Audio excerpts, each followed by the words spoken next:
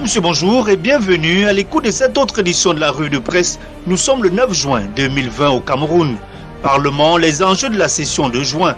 Voilà le titre à la une du quotidien national Cameroun Tribune.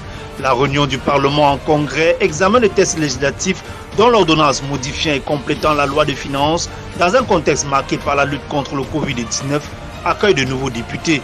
Contrôle de l'action gouvernementale sont entre autres les principaux centres d'intérêt de la session qui s'ouvre demain.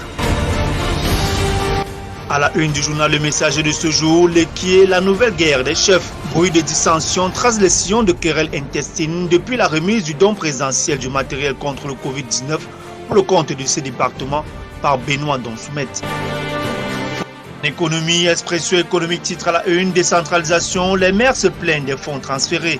En 2020, la dotation générale de la décentralisation a été fixée à 50 milliards de francs CFA, contrairement aux 700 milliards de francs CFA prévus par la loi portant dotation générale de la décentralisation.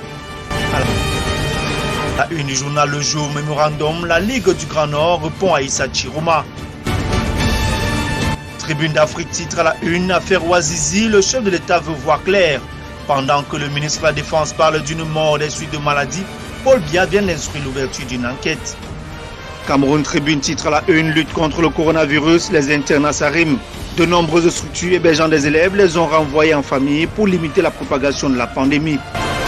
À la une du journal Émergence, dégâts du coronavirus, le Cameroun en récession. Le nombre de pauvres devrait augmenter cette année. Tribune d'Afrique, titre à la une, Covid-19, y a-t-il un mensonge d'État autour de la contamination? Selon le docteur Simon Cussu, pneumologue, le corps d'un mort de Covid-19 n'est pas contagieux. Quand le patient meurt, le virus meurt.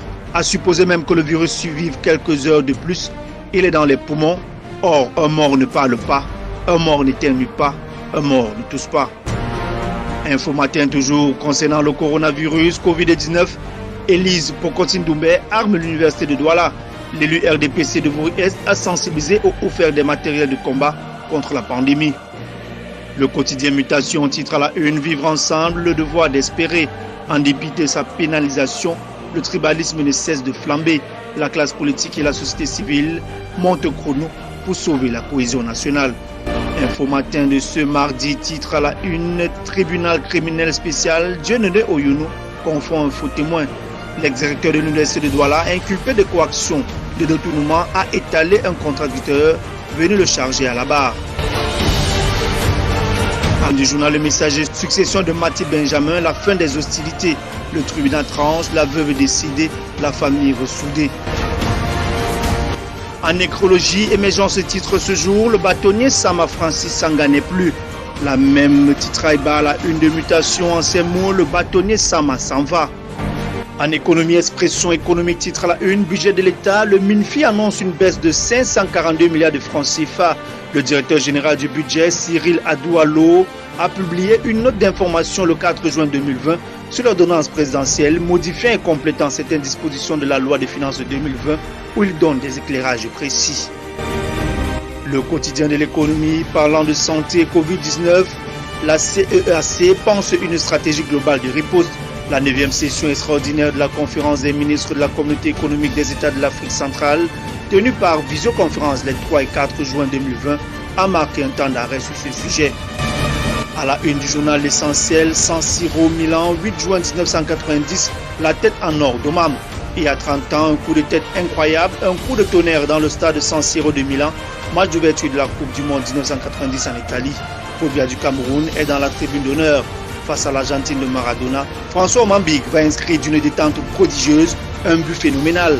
En battant l'Argentine, les Lions indomptables du Cameroun inscrivent leur nom dans l'histoire de la Coupe du Monde de football. Et pour terminer toujours en sport, Cameroun Tribune, Joël Mbip, sportif africain le mieux payé. Selon le magazine américain Forbes, qui dévoile chaque année le classement des sportifs les plus riches du monde, notre compatriote fait partie du top 50 de l'année 2019 et est l'Africain le mieux rémunéré. Mesdames, Messieurs, merci infiniment de votre aimable attention. Prenons rendez-vous demain, 10 juin 2020, pour la 3e production de la semaine.